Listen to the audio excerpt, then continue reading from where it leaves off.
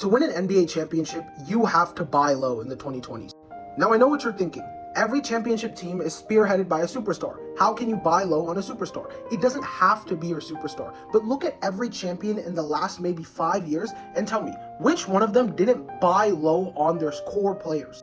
Take a look at the 2026 Knicks, for example. Their literal superstar was somebody who they bought low on. Jalen Brunson was not some highly touted free agent or some highly touted superstar coming into the trade market. He was somebody the Knicks took a chance on. They believed in and they built up from the ground. Jalen Brunson led this team, and because they bought low, they had the flexibility to go get a Josh Hart. They had the flexibility to add a Karl Anthony Towns. And because they bought low, Jalen Brunson granted them the flexibility by taking a pay cut so that they could go win a championship and retain this championship team.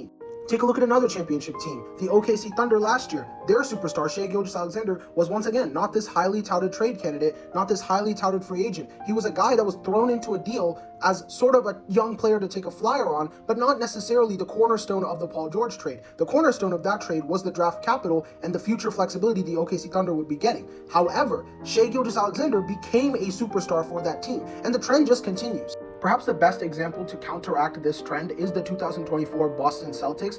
This team was built off of Jaylen Brown and Jason Tatum, who were high draft picks. However, the switch that led them from losing in 2022 and losing in 2023 to winning in 2024 was the addition of a Jrue Holiday, was the buying low of a Kristaps Porzingis, both of which who are not highly valuable candidates on the trade market. In fact, the Boston Celtics got Kristaps Porzingis for relatively not much.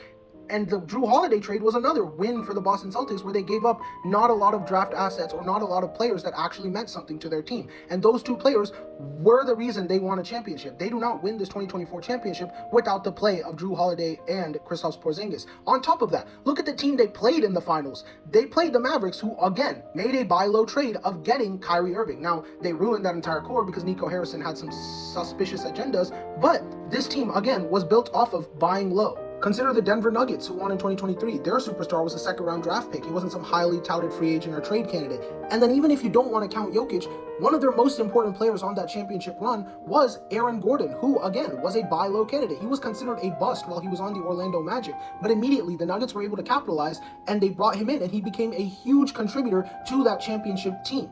My point is to say that yes, you need superstars to win a championship, but gone are the days of just going after a superstar and pairing two together and then saying, okay, we're a contender. Look at the Milwaukee Bucks. They quite literally are the perfect example of this. The last time they won a championship when were successful was when they bought low on Jrue Holiday and Chris Middleton, who was just a homegrown star for them. He wasn't some highly touted player. You have to find diamonds